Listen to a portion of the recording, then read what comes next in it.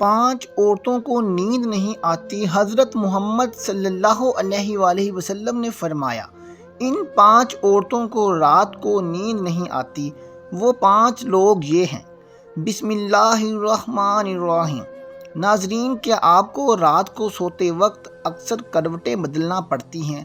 تو اس کی وجہ جو بھی ہو، مگر اس کا نتیجہ جلد موت کی شکل میں بھی نکل سکتا ہے۔ یہ بات برطانیہ میں ہونے والی ایک طبی تحقیق میں سامنے آئی ہے۔ ایک یونیورسٹی کی تحقیق میں بتایا گیا ہے کہ جن افراد کو رات کو نیند نہیں آتی یا آدھی رات کو جاگ جاتے ہیں، ان میں جلد موت کا خطرہ بہت زیادہ ہوتا ہے۔ اس تحقیق میں 5 لاکھ درمیانی عمر کے افراد کو شامل کیا گیا تھا اور دریافت کیا گیا تھا کہ نیند کے مسائل سے دوچار افراد، بالخصوص ذیابیطس کے مریضوں میں، اس کے نتیجے میں کسی بھی وجہ سے موت کا خطرہ 87% تک بڑھ جاتا ہے۔ محققین کا کہنا تھا کہ یہ ہم پہلے سے ہی جانتے ہیں کہ نیند کی کمی اور خراب صحت کے درمیان مضبوط تعلق موجود ہے، مگر نئے نتائج کا چونکا دینے والے ہیں۔ انہوں نے کہا، ڈاکٹروں کی نیند کے مسائل کو بہت سنجیدہ لینا چاہیے تاکہ ان میں خطرے کو کم کیا جا سکے۔ ان کا کہنا تھا کہ ذیابیطس سے ویسے ہی مختلف امراض سے موت کا خطرہ 67% تک بڑھ جاتا ہے، مگر ایسے مریضوں کو بے خوابی یا نیند کے دیگر مسائل کا سامنا ہو، ان کے لیے یہ خطرہ 87% تک بڑھ جاتا ہے۔ اور اس سے قبل 2019 میں کیلیفورنیا یونیورسٹی کی ایک تحقیق میں بتایا گیا تھا کہ محض ایک رات کو کم سونا بھی ذہنی بے چینی، خوف یا اعصابی خلل کا خطرہ 30% تک بڑھا جاتا ہے۔ طبی جریدے جرنل نیچر ہیومن بیہیویئر میں شائع تحقیق میں محققین کا کہنا تھا کہ ہم نے گہری نیند کا ایک نیا فائدہ دریافت کیا ہے جو رات بھر میں دماغی کنیکشن دوبارہ منظم کر کے ذہنی تشویش اور بے چینی کو کم کر دیتا ہے۔ نیند کی کمی سے ذہن بوجھل ہو جاتا ہے اور مختلف مسائل کا شکار ہو جاتا ہے، جبکہ زیادہ سونا حالت کو بہتر بناتا ہے۔ ناظرین، آئیے اب بات کرتے ہیں ان عورتوں کے بارے میں جن کو رات کے وقت نیند نہیں آتی۔ حضرت محمد صلی اللہ علیہ وآلہ وسلم نے فرمایا، 5 عورتوں کو نیند نہیں آتی۔ وہ 5 عورتیں کون سی ہیں؟ جاننے کے لیے ویڈیو کو مکمل ضرور دیکھیے گا۔ ناظرین، آئیے جانتے ہیں ایسی 5 عورتوں کے بارے میں جنہیں نیند نہیں آتی۔ نمبر 1، جو کسی کے قتل کا ارادہ کرتی ہو۔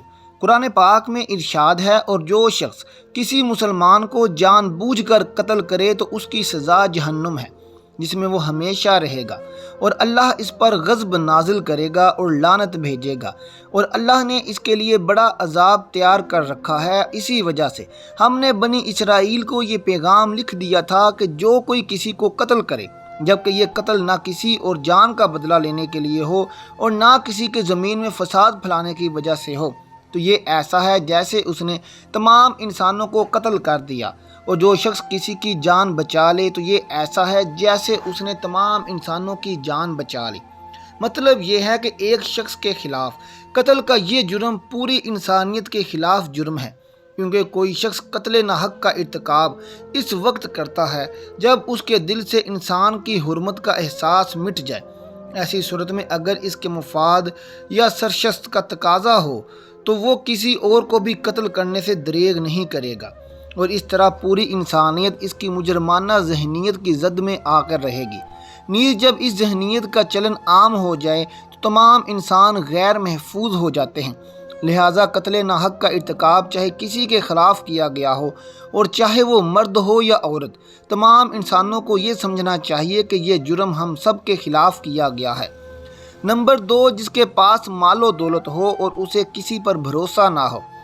ناظرین، اکثر عورتوں میں یہ بخیل پن پایا جاتا ہے کہ وہ یا تو ہر کسی پر بھروسہ کر لیتی ہیں اور بے وقوف بن جاتی ہیں، لیکن جب اسے کہیں پر بھروسہ کرنا پڑ بھی جائے تو وہاں پر بھی اپنی بے وقوفی دکھاتے ہوئے ناسمجھی کا مظاہرہ کرتی ہیں، جو اسے بہت نقصان پہنچا جاتا ہے۔ ناظرین، مرد ہو یا عورت، تاریخ کے ہر دور میں ایک سے بڑھ کر ایک دولت مند کرہ ارض پر نمودار ہوا اور گردش ماہو و سال کے بعد مٹی کا ڈھیر بن گیا۔ اس کے باوجود حضرت انسان سمجھنے کے لیے تیار ہی نہیں۔ دولت کے انبار پانے کے بعد صرف پیغمبر اور اولیاء ہی استقامت پر کھڑے نظر آئے، ورنہ زیادہ تر دولت نے انسان کا دماغ خراب کیا اور انسان غرور کا شکار ہوا۔ اور پھر یہی وہ مقام ہے جہاں پر اس کائنات کا اکلوتا وارث خالق کائنات حرکت میں آتا ہے، اور پھر وہ دراز رسی کو کھینچ کر انسان کو نشان عبرت بنا دیتا ہے۔ اس کی سب سے عبرت انگیز مثال قارون کی ہے، جس کے خزانوں کی شہرت ضرب المثل بن چکی ہے۔ نمبر 3، وہ جس نے لوگوں سے بہت سی جھوٹی باتیں کہی ہوں اور لوگوں پر جھوٹے الزام لگائے ہوں۔ ناظرین، یہ ہر عورت کی فطرت ہے کہ وہ جب باتیں کرنا شروع ہو جائے تو دنیا کی کوئی طاقت اسے روک نہیں سکتی، اور یہی اس کی حماقت اسے لے ڈوبتی ہے۔ عورت جب باتیں کرنا شروع کرتی ہے تو وہ بہت زیادہ جذباتی ہو جاتی ہے، پھر اسے جھوٹ سچ کا بھی خیال نہیں رہتا، اور پھر یہی چیز اس کی رات کی نیند حرام کر دیتی ہے۔ حدیث شریف میں ہے کہ جھوٹے گواہ کے قدم ہٹنے پر بھی نہ پائیں گے کہ اللہ تعالیٰ اس کے لیے جہنم واجب کر دے گا۔ جس نے کسی مسلمان کو ذلیل کرنے کی غرض سے اس پر الزام عائد کیا تو اللہ تعالیٰ جہنم کے پل پر اسے روک لے گا، یہاں تک کہ اپنے کہنے کے مطابق عذاب پا لے جو کسی مسلمان پر ایسی چیز کا الزام لگائے جس کے بارے میں وہ خود بھی نہ جانتا ہو، تو اللہ تعالیٰ اسے جہنمیوں کے خون اور پیپ جمع ہونے کے مقام میں اس وقت تک رکھے گا جب تک کہ اپنے الزام کے مطابق عذاب نہ پا لے۔ نمبر 4، وہ جس کی ذمہ داری زیادہ ہو لیکن اس کے پاس دینے کے لیے کچھ نہ ہو۔ کائنات کی تلخ ترین اور شفاف حقیقت بھوک ہے۔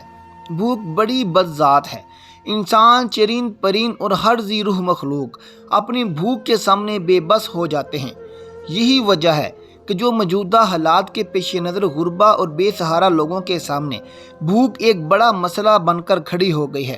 بحیثیت مسلمان ہمارے اوپر یہ فرض ہے کہ ہم اپنے ارد گرد رہنے والے غربا اور مساکین کی مدد کریں، جو اللہ تعالیٰ کے ہاں سب سے زیادہ پسندیدہ عمل ہے۔ ایک حدیث میں آپ صلی اللہ علیہ وآلہ وسلم نے فرمایا، یہ افضل عمل ہے کہ تم اپنے مومن بھائی کو خوشی پہنچا دو یا اس کا قرض ادا کر دو، اسے کھانا کھلاؤ۔ صاحب استاد پر واجب ہے کہ وہ مستحقین کی مقدور بھر مدد کرے۔ نمبر 5، وہ جو کسی کے عشق میں مبتلا ہو اور جدائی سے ڈرتا ہو۔ کسی اپنے کی جدائی کبھی بھی آسان نہیں ہوتی۔ اس جدائی کا احساس آپ کی دنیا کو برباد کر سکتا ہے اور ڈپریشن کو بھڑکا سکتا ہے، وجہ چاہے کچھ بھی ہو۔ کچھ لوگ محبت کرنے والوں کی جدائی کو جلد ہی قبول کر لیتے ہیں اور آگے بڑھتے ہیں، لیکن کچھ کو ڈپریشن کا سامنا کرنا پڑ سکتا ہے۔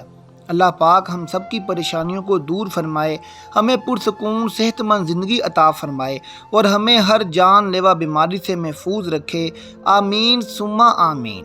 ناظرین، آخر میں کمنٹ باکس میں اللہ تعالیٰ کے 99 ناموں میں سے ایک نام ضرور ٹائپ کر دیں اور اپنا بہت خیال رکھیں۔ اللہ حافظ۔